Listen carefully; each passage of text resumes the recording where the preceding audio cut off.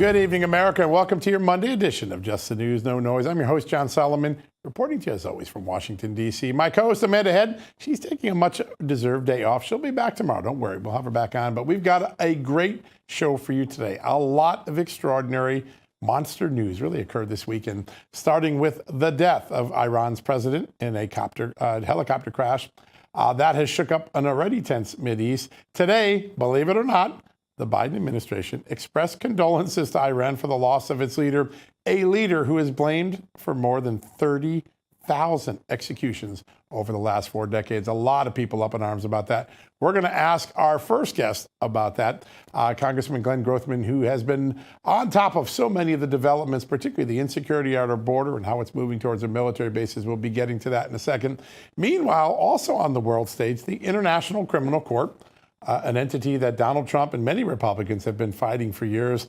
It announced today that it had issued an arrest warrant for Israeli Prime Minister Benjamin Netanyahu, charging him with several alleged crimes, all related, of course, to the method of war against Hamas that began on October 8th.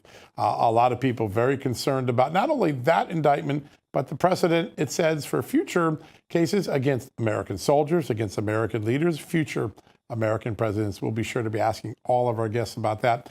Meanwhile, the trial of Donald Trump in New York and Manhattan entered its 5th week. The prosecution finally rested today, but not before there was a huge bombshell. Michael Cohen was forced to admit under cross-examination by President Trump's legal team that he stole $30,000. How did he do that? He charged for reimbursement $50,000 for an expense that was only $20,000. This is the latest in a series of breathtaking admissions by Michael Cohen, who's had to admit he lied to Congress, lied to the courts, as a convicted perjurer, that he did want a job and was angry he didn't get one with the Trump administration. Odd, since he now says he was very concerned about President Trump's behavior. Really an extraordinary, remarkable week on the stand for Michael Cohen. It finally came to an end a little bit ago, but not before that bombshell revelation. A lot of experts talking about an expectation that maybe this will end up now in an acquittal or a hung jury. Either one of those would be a win for former President Donald Trump. In the second block today, we're going to talk to one of the great federal prosecutors of the last half century, David Sullivan, now retired, very accomplished assistant U.S. attorney. He's going to walk us through all that has occurred in that case and why he, as a prosecutor, very concerned about Alvin Bragg's conduct. We'll get to that in the second block. But first, I want to bring in our first guest. If you remember a couple of weeks ago, we were talking about Congressman Glenn Grothman from the great state of Wisconsin, raising questions about all the penetrations that have occurred on military bases since the open border has flooded America with so many unknown Chinese and other officials. Well, after that happened, after Congressman Grothman, as chairman of the National Security Subcommittee of House Oversight, began asking questions, another penetration occurred at the Quantico Marine headquarters, where all of our Marine leadership is located, also where the FBI keeps its lab and its training academy. Another example that Chairman Grothman is always on the front side of the most important issues in this country. He joins us right now from the great state of Wisconsin. Mr. Chairman, great to have you back on the show. Glad to be on the show again. Sir, you have been raising a lot of concerns about these repetitive penetrations of military bases, often Chinese nationals, but not always. Now we know a couple men of Middle Eastern descent, Jordanian, tried to penetrate the Quantico Marine Base. Could you tell us what you've learned in your inquiry since it happened last week? Well, we don't have any more facts there. It'll be interesting to see how they got in the country. Because when you have 250,000 people coming in this country every month, and particularly when you have people from all around the globe, including countries that are hostile to the U.S., it's not going to be surprising if they are looking at American military bases, doing reconnaissance there. And it's just another reason why it's so important to shut down that border. And of course, now we have people from another country in the Middle East. We have a lot more people from the Middle East coming here to come into this country from the Middle East. My guess is $15,000 to $20,000 to get in here. So it's going to be hard to get here. People who come here from China are supposed to have an agreement with the Chinese government that they will turn over anything to the Chinese Communist Party if they see something unusual. So another reason why we've just got to do something about this border. Yeah, it really is remarkable. Now, the men and women at the border at the Quantico base did the right thing. They put up a barrier and stopped the penetration from getting further into the base.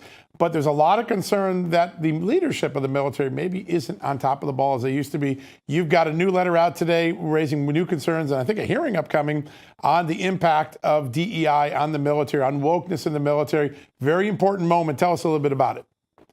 Well, absolutely. You know, it's in response to the Biden administration's Defense Advisory Committee on Diversity and Inclusion, which could include so many different things. But we've got to see, they're taking ethnicity into account when they do things like hire people, promote people? Are they taking sexual preference into account? When it comes to government contracts, there are rumors out there that they are looking at the races of employees before you get a government contract, a defense contract. Are we overpaying for defense contracts? Are we buying inferior products because the Biden administration is focusing on that? These are the type of things that we'd like to know. There is no question, it's unprecedented, the degree to which the Biden administration, not only on defense, but other agencies as well, but particularly the Department of Defense, is focusing on ethnicity and trying to divide Americans. Yeah, so important. And so some of that DEI philosophy we now know leads to a lot of the anti-Semitism that's creeping into America as well. I know you've been on top of that. I want to turn to the extraordinary events of this weekend. Iran's president, foreign minister, killed in a chopper crash on the Azerbaijan-Iran border. Today, I thought I'd never see this in my lifetime, but the United States sending condolences to Iran for the death of a man that the United States government says was responsible for more than 30,000 executions from 1980 all the way to president. What would you say about the State Department's decision to express remorse and reach out?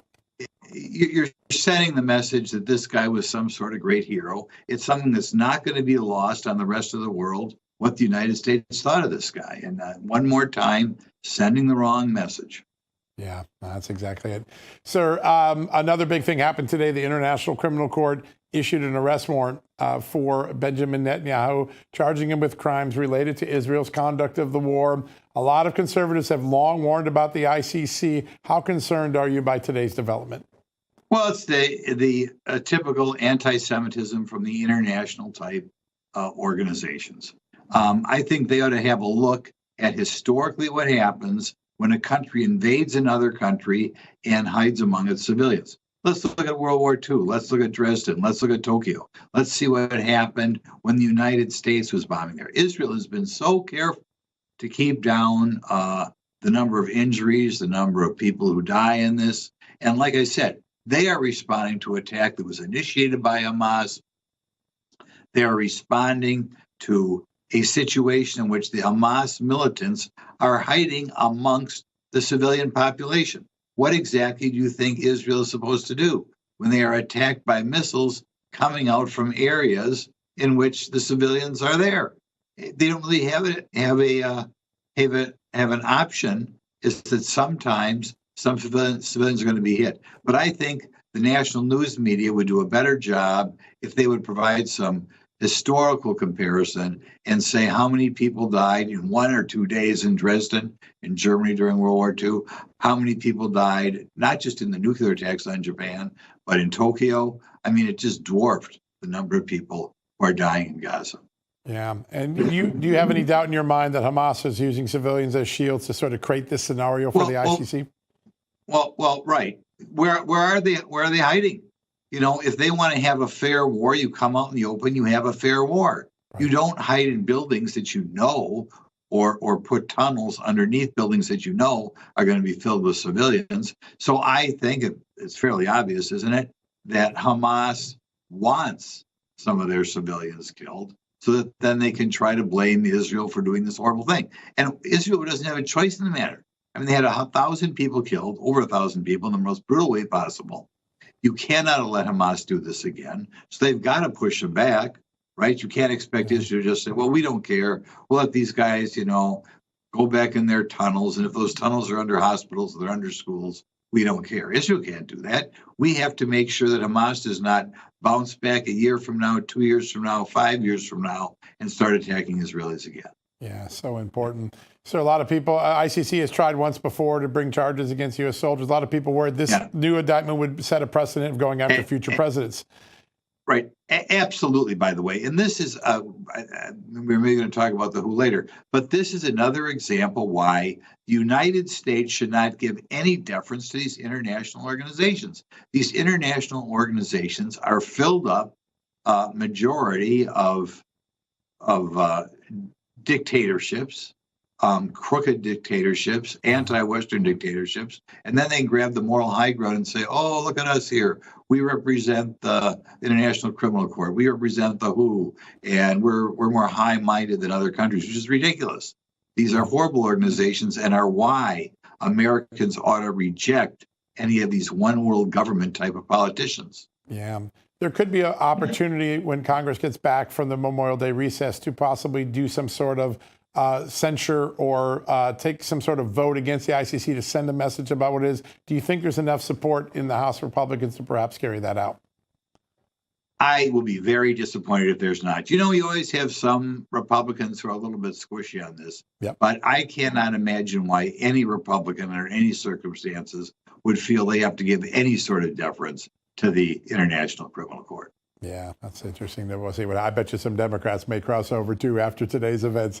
I'd like to turn to another area of globalization that you've been a leader on. A lot of concern about the World Health Organization and its efforts to create changes to the agreements with its member nations that would essentially assert its control over national sovereign issues, such as what to do during a pandemic. I know you've been digging into this. Where do you think this goes? And is there anything Congress can do to put a stop to it?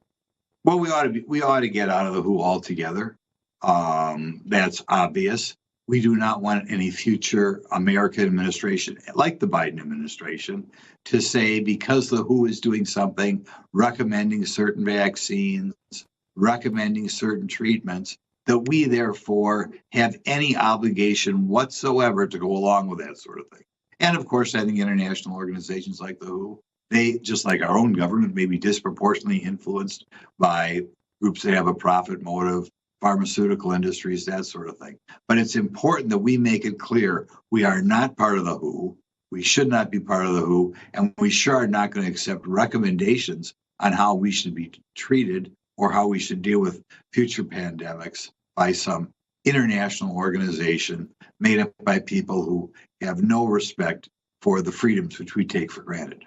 Yeah, that's such an important point. They don't actually recognize the liberties that we have in this country, which is so extraordinary.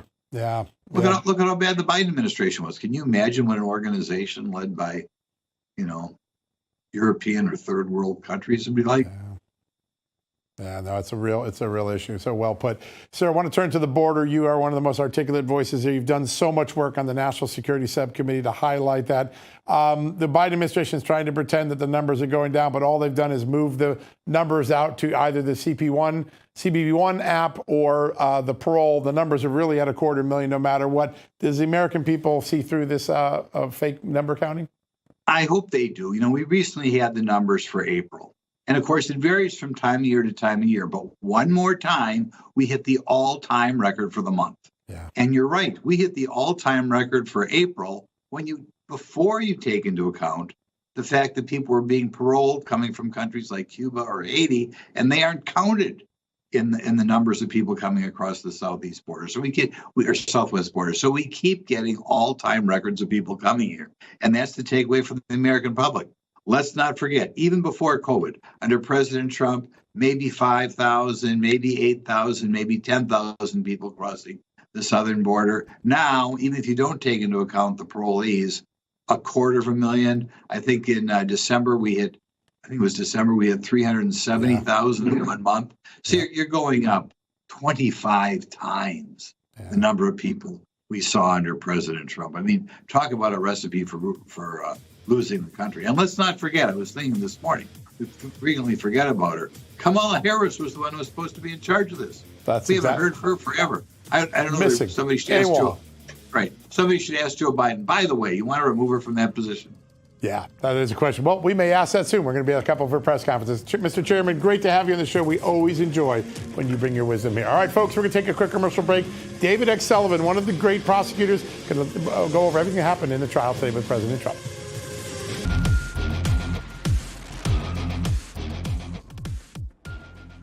Welcome back, America. Another day with Michael Cohen on the stand in Alvin Bragg's trial in Manhattan. Another day of bombshell admissions. By the way, not in favor of the prosecution, in favor of the defense today. Michael Cohen, as I mentioned at the top of the show, admitted that he stole $30,000 from President Trump's organization by overcharging for something, seeking $50,000 reimbursement for something that actually cost him $20,000. This is on top of having to admit he lied, having to admit that he wanted to get a job in the Trump White House, and when he was turned down, he was angry at the president. Enormous amounts of damaging information brought out by the defense on cross-examination. I thought we'd turn to one of the most trusted federal prosecutors I've met in my career. He was an extraordinary assistant U.S. attorney, did some of the most important white-collar crime cases in the state of Connecticut. He's now in private practice, but he knows exactly how prosecutors work and also what may be wrong with this case in Manhattan. Joining us right now, my good friend, David X. Sullivan. David, great to have you back on the show. John, it's always a pleasure. So when you have a witness that's supposed to be your star witness, and he's had to admit he's lied, he's had to admit that he had a bias, and that he said terrible things about President Trump, he was mad that he didn't get hired, and then, he stole from the very organization, and he isn't charged with any crime, probably a bad scenario for prosecutors, huh? You know, I think everyone's scratching their head with respect to this. Anyone who's ever prosecuted a case, I know Jonathan Turley and so many others, the legal scholars, Right. They can't even figure out what crime has been committed here.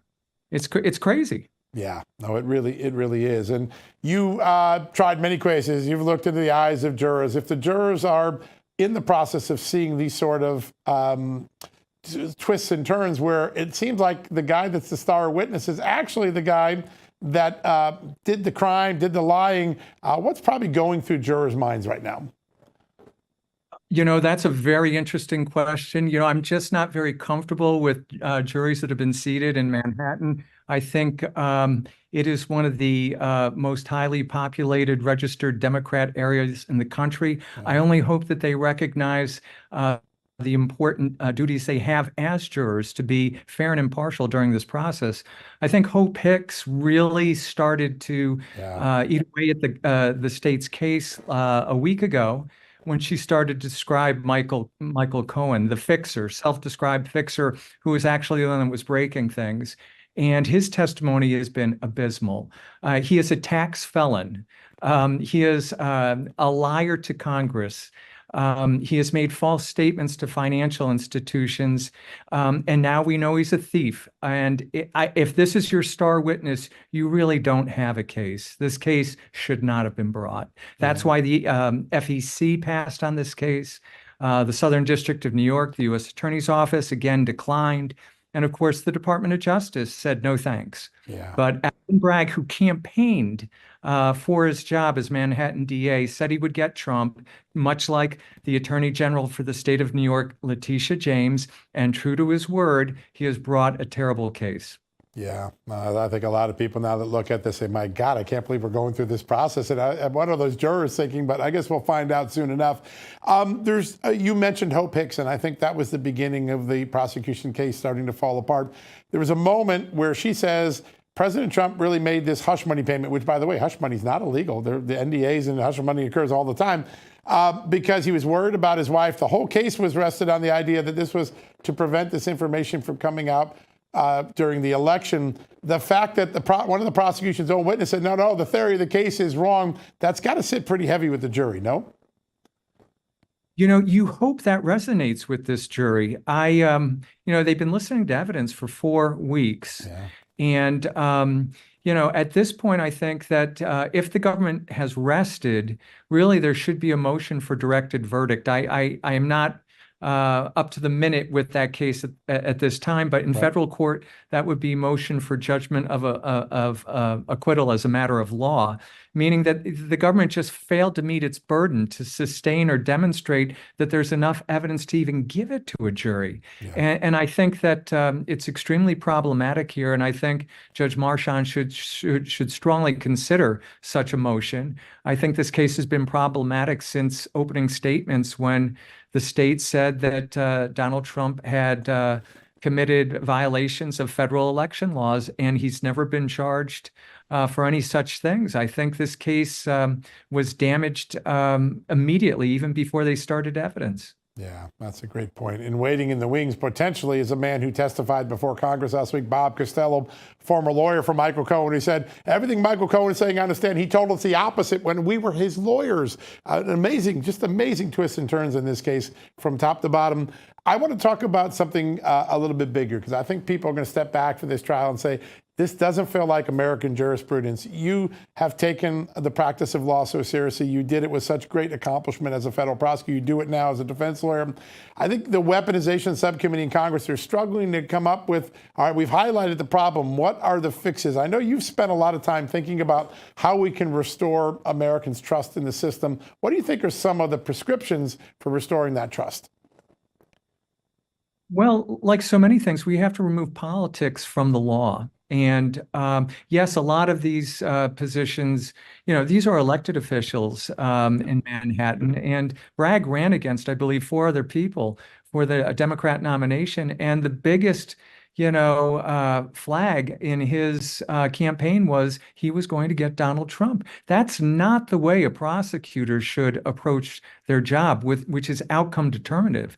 If you have a case that should be investigated, let law enforcement do that. If there's probable cause that rises above a mere suspicion that a crime's been committed, you can consider bringing a case. If you believe that you have evidence that you can present to a jury or to a judge in a bench trial, that you can prove beyond a reasonable doubt that someone charged with a crime did in fact commit that crime. I think everyone's still scratching their heads with respect to what exactly this case is. Yeah. Under New York state law, the misdemeanors, apparently the statute of limitations had run, and they've sort of adopted the federal law here. And I think the entire thing is a prescription for failure. If this jury doesn't do its job and return a not guilty verdict, I think the Court of Appeals will have to fix it. The problem is politically, detractors and opponents of Donald Trump so desperately want him to be a convicted felon going into the fall elections. They have intertwined politics with the prosecution and enforcement of the law. And it's a sad irony when you consider how many cases Alvin Bragg is not prosecuting on the streets of Manhattan right now. And people have a turnstile going in and being processed and going out and committing crimes again. This is a sad commentary on what's going on in the law in New York at this time. Yeah, and in the prosecutor's office, that for many, many decades was the envy of the prosecution, but it was such a well-respected office under people like Bob Morgenthau, and now today people are like, I can't believe this case is even going on. It's so amazing. You talked a little bit about the contrast of what New Yorkers experience every day. They go out, they might get mugged or punched in the face or carjacked, and then they're going in a case in this one that seems like most of the evidence doesn't support what they're being told to spend 6-8 weeks on. Do you think that weighs on the jurors a little bit, knowing that the things that they would make them feel more safe are not at issue in this case? Well, I would have liked to have seen jury selection and how jurors responded to questions. I think that the defense, you have a certain number of preemptory challenges and challenges for cause. And I think they burned through their preemptory challenges and would have had to demonstrate that somebody could not be fair and impartial to have them excused from this jury pool. I don't know. I've always been very uncomfortable with the seating of this jury. I hope that they do what they're supposed to do. The judge will instruct them on the applicable law, but the judge will also instruct them on their role as jurors. And I hope that they understand and appreciate that, because it's Donald Trump today, and it can be someone else like one of them tomorrow. Yeah. So we'll see. That's a very important point to make. And I think that the jurors may be thinking that. Hopefully that point will get across in the closing arguments. David, got about a minute left. I want to ask about President Trump, who said today, I'd like to testify in my trial. I want you to switch your prosecutor's hat to defense lawyer's hat. Is it a good idea for President Trump to testify at this trial? Let me think about that for a moment. That would be no. No. You sound just like a defense lawyer. I've always said that it would be so great to defend President Trump in one of these cases, but at the same time, I think it's very difficult, and I think we've seen that with his administration, that his advisors, his cabinet, ultimately Trump relies upon Donald Trump's instincts. I dearly hope he relies upon the good counsel of his attorneys and not get on the witness stand, because he opens himself up under oath to so many things, and they could keep him on for an eternity. It would be a great injustice to him if he testified, and he really doesn't have to. The state has not produced a case that even requires much of a rebuttal of anything. If Robert Costello is afforded the opportunity to testify, I suspect it will be to explain that Michael Cohen is a liar, a cheat, a thief, and a felon. Yeah, one more time reminding the jury of that. David, as always, we love your insights. We always have a lot of fun when you come on. We also learn an awful lot. Thanks so much for joining us today. And it's my pleasure. Thank you. Yeah, thank you, my friend. Good job. All right, folks, we're going to take a quick commercial break. When we come back, we got a lot to talk about. Iran. I want to focus on that. Our next guest is one of the nation's premier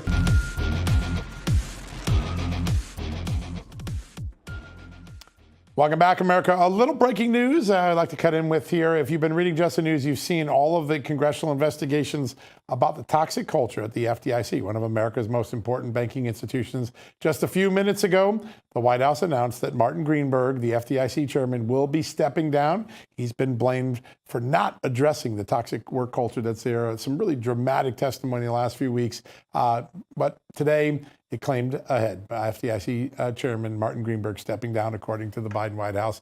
We'll have more on that in justthenews.com throughout the evening. All right, as we started our show, so many extraordinary events going on in the world, from the death of the Iranian president to the State Department expressing condolences to Iran about a guy that the State Department acknowledges was involved for thousands of executions, as well as the International Criminal Court seeking an arrest warrant for Israel's Prime Minister Benjamin Netanyahu. I can't think of a better guest to bring in at this point to help us referee all this. He has served his country for more than 4 decades, starting in the military as a Special Forces officer, then in the DIA as one of its important assets there. And then today, after many years, he serves at the Heritage Foundation, but he oversaw Middle East policy for a long time at the National Security Council. He's perfect to bring in today. He's our good friend, Robert Greenway. Robert, great to have you back on the show. Always a pleasure. Thanks for having me, John. We love having you on. I just want to start with the weekend events. Obviously, a big shock. Iran's president dies in a helicopter crash. Big void, because this was a guy that I think a lot of people saw for the mullahs as succeeding maybe the Ayatollah at some point. A very tenuous moment in Middle East history. What do you think's going on behind the scenes? Well, quite a bit, I suspect. As you're right to point out that he was one of the likely successors, and his ascendancy to the president would infer that he was perhaps Khamenei's choice to succeed him, which will happen sooner rather than later. Yeah. And now it seems that his son, Mojtaba, probably inched a little bit closer. But there is going to be, I think, rampant Venetian-style scheming that goes on behind the scenes to determine who's going to compete in the election, which is supposed to be held within 50 days.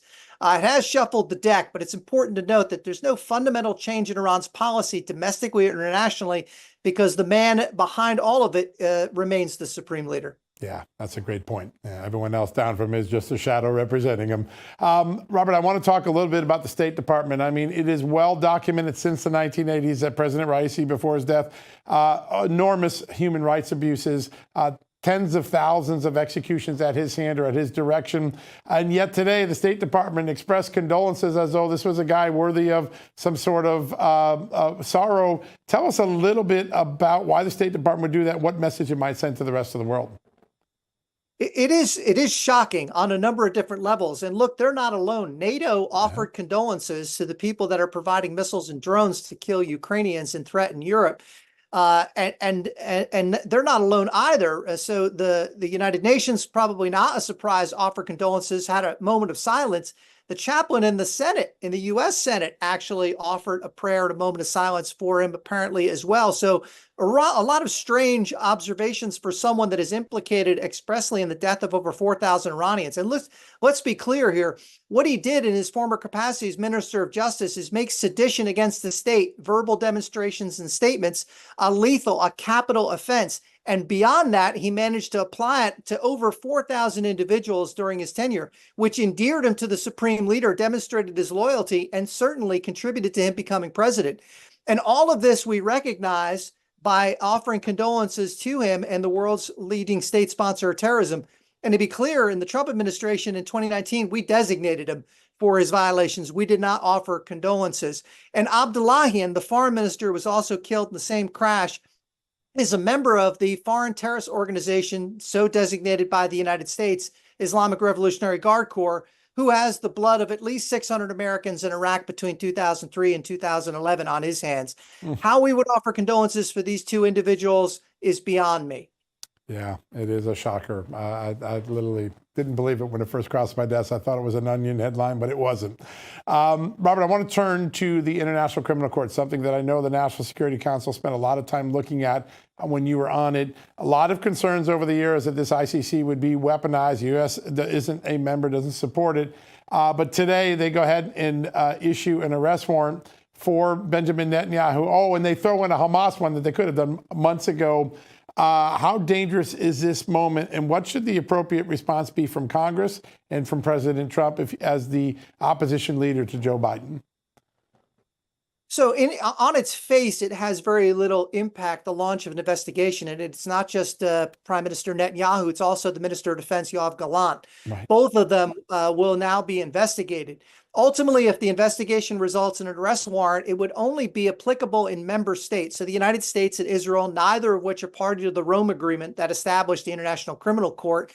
And we haven't for this very reason, because they're very political and selective about the cases they decide to uphold. Give you a couple examples. The genocide in China of the Uyghurs not being investigated or looked at by the ICC. The massacre of civilians by chemical weapons and the creation of a crematoria to get rid of the bodies in Syria, not part of the ICC's spectrum of investigations.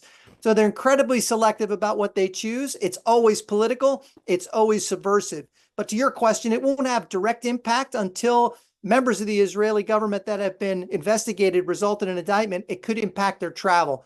The United States and the Congress should be coordinated on their effort to impose restrictions on the ICC. And previously in the Trump administration, we sanctioned its members for its activities, which were subversive and political on the face of it. And I think that activity needs to be resurrected. The court's rogue, it's political, it serves no justifiable purpose. And as long as it's pursuing partisan political objectives, it shouldn't be supported by the United States or the United Nations or the international community. Yeah. There's a fascinating moment where I think Americans are beginning to get a taste of what globalism means, what the sort of liberal agenda means. And that means you're subjected maybe to the ICC, even our allies being put under investigation. Then you see what's going on with the World Health Organization and the idea that they're going to make some technical changes to amendments that would subjugate the United States to the World Health Organization's future health emergencies when the World Health Organization doesn't have a very good record of being right. Do you think there's a moment where this sort of globalism becomes on the ballot in the fall because people are starting to realize, hey, this has a real impact on my life? I think it does. In some cases, it shows up in climate change policies that are having an impact on everyday Americans, gas prices and food prices, the imposition of sort of Chinese technology to replace and supplant what America can and should provide for itself and for its citizens. And look, the ICC has also launched an investigation in the U.S. Armed Forces for conduct in Afghanistan. And so if it's investigating Israel and the United States in conflict zones, but not investigating the terrorists that resulted in our presence there, then something's horribly wrong. But it is having an impact on Americans. And I think you're right. It is going to be part of the issues on the ballot this fall. Yeah, that's really interesting. Robert, you do such great work as director of the Allison Center, the Heritage Foundation. For people who want to follow what you do every day, what's the best way to stay in touch with you? I'd say follow us at heritage.org and also the Heritage account on X. Yeah, it's such an important thing. The work you're doing every day there is great. It's setting a foundation for a very important policy agenda for the future. Great to have you in the show, my friend. Always a pleasure. Thanks for having me, John. Thanks, Robert. Great conversation. Thanks for all your help today. All right, folks, as you heard earlier, the Congress is really thinking about doing some sanctions against the ICC. You heard that today with Congressman Glenn Grothman. That's a very important thing. We're going to be keeping a close eye on that. We'll have a story on that tomorrow on justthenews.com, so be sure to check that out. All right, we're going to take a quick commercial break, and then we'll be back for some final interviews, some little bit of breaking news before we're down, including a very exciting new entrant to a congressional race in Florida. Someone you know from the show, Brian Leib. He's putting his hat in the ring for Congress. We'll have that. Going to be challenging Debbie Wasserman Schultz. Stay tuned right after the commercial break. We'll have that next.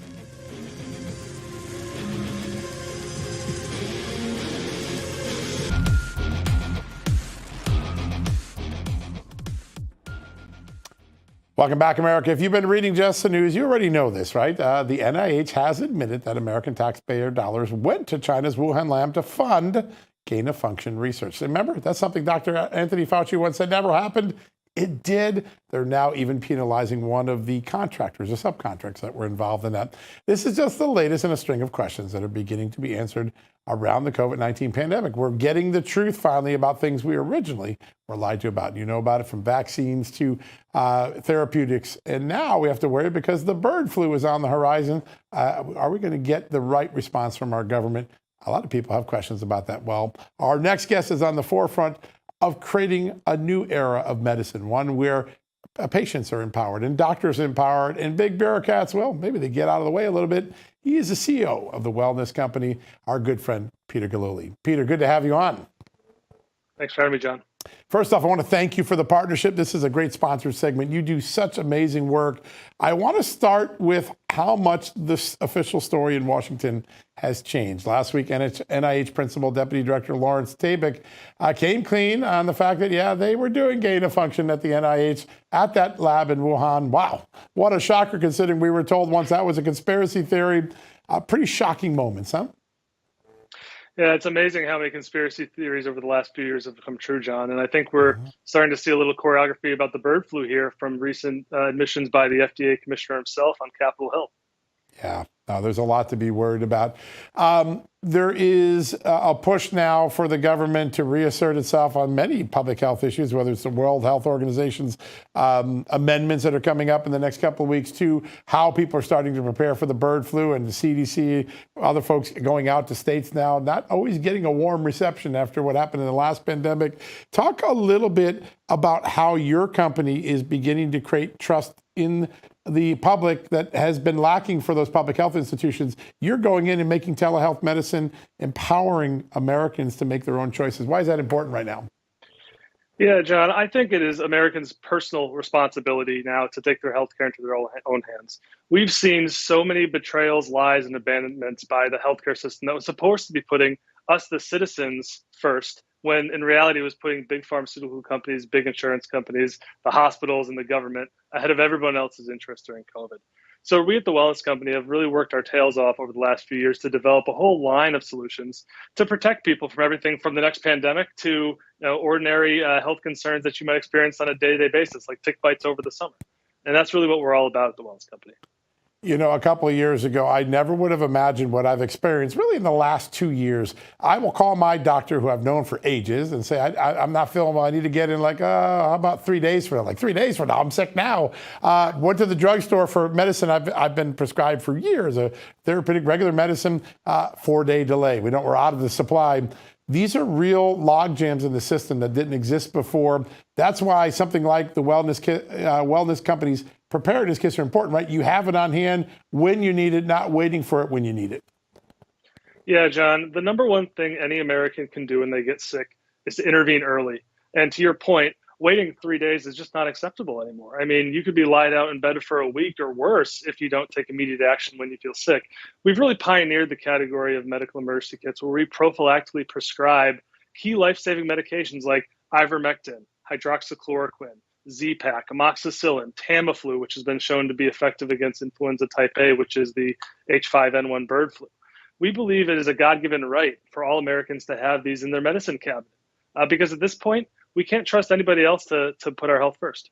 Yeah, it's really amazing. And we're seeing some discussion of countries having to give up countries like America having to give up a certain amount of their supplies to third world countries under certain agreements. That scares people that we don't have enough supply on the horizon like that. A lot of people have been talking about this World Health Organization amendments. Another sign that the big bureaucrats haven't gotten the message that they aren't well respected for the last pandemic. They're actually trying to assert more control right now, right?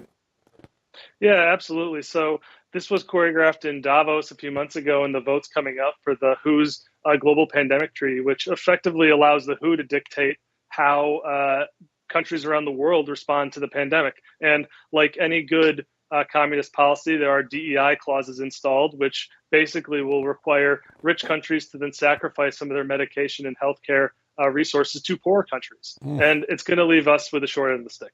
Yeah, exactly what Americans don't want to see, especially after all we've been through the last few years. That's a bad case of deja vu all over again. There's been a lot of early movements by the government related to the concern of bird flu, and maybe bird flu one day jumping to humans. Now, the experts tell us that's still a long way off, we think.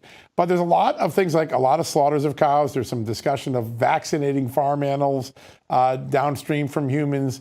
Tell us what you think might be driving some of that decision making early on right now.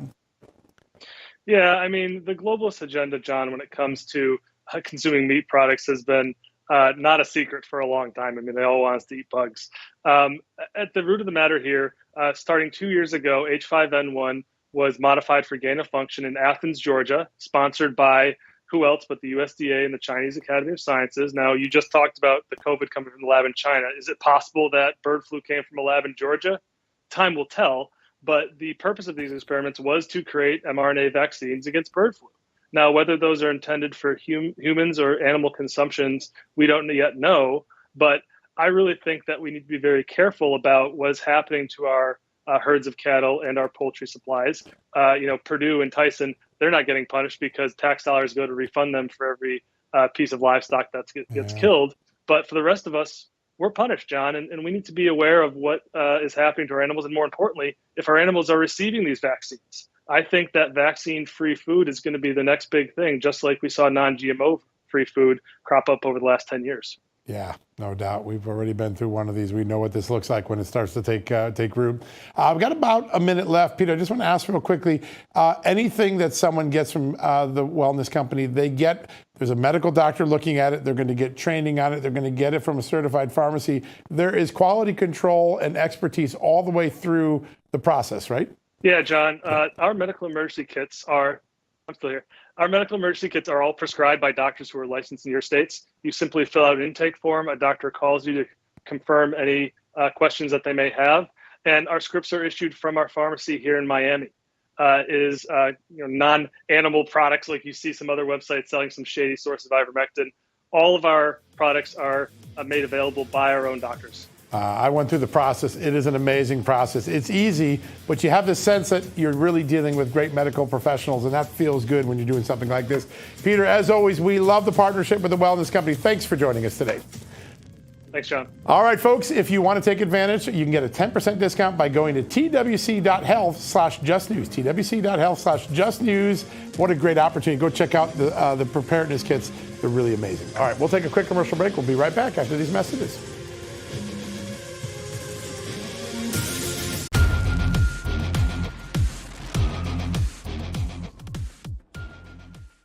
Welcome back, America. Our next guest has been on this show many times. We've turned to him for wisdom on things like how to fight anti-Semitism, what's going on in Congress, what's going on the national security front. Now he joins us as a candidate for Congress. That's right. Our good friend Brian Leib is going to run against Debbie Wasserman Schultz in one of the key House seats in the state of Florida. He's joining us right now to talk about this big leap. Brian, congratulations. Welcome back to the show. Thank you so much, John. Listen, it's an exciting day for me, but I think it's also an exciting day for the people of Florida. We need more young people in office fighting for the future of our country right now, John. We do. We need fresh ideas. I think fresh blood. You look around right now, Americans are a little soured on all of the incumbents. This feels like a throw out the bum sort of year. Tell us a little bit about the equation that you went through to get to the decision to run. This is a well-entrenched incumbent, someone who has a long history, though some of it very controversial, like very much involved in Russian collusion. What made you jump in? You know, like many of us, John, I'm deeply troubled about the direction that our country is going in right now. And I've been fighting in a lot of different ways for our country, but there's no better way, in my opinion, to fight than get off the sidelines into the fight and run for Congress. And that's what we're looking to do here. We're looking to take down a 20-year incumbent that really has become a rubber stamp for the Democratic Party. Just last week, she voted against Israel. She voted against a resolution that said that illegal migrants that beat up police should be deported.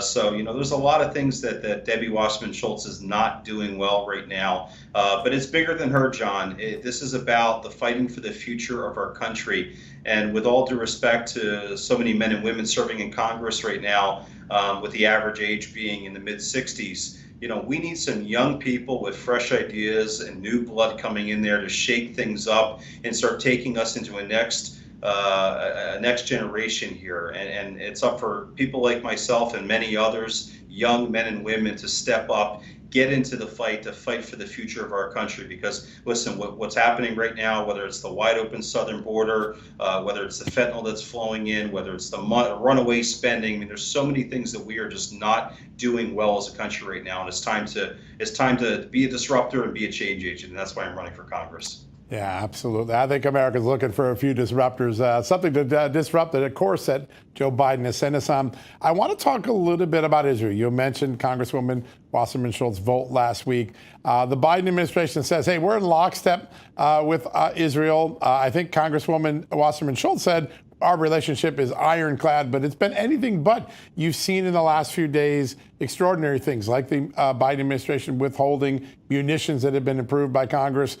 Today, I don't think I'd ever in all my life would have imagined that our United States State Department would send condolences to Iran for the tragic death of the president there, Raisi, who has a 30-year history of human rights violations.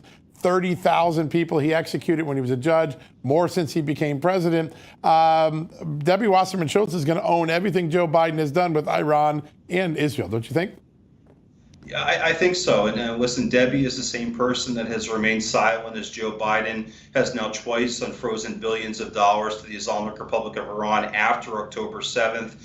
She's remained silent as Chuck Schumer has meddled into the affairs of Israel after October 7th. So again, Debbie's very much a rubber stamp for the Democratic Party. And to take a moment to talk about Abraham Raisi, the foreign minister, and a couple other key individuals that are now dead. Listen, I'm a man of faith. I'm a man of the Jewish faith. In our faith, we celebrate life. But I've got to tell you, the world is a better place with these monsters gone. Abraham Raisi had the blood of thousands of Iranians on his hands, as you just mentioned. He has the blood of many Jews, Israeli, Americans on his hands as well.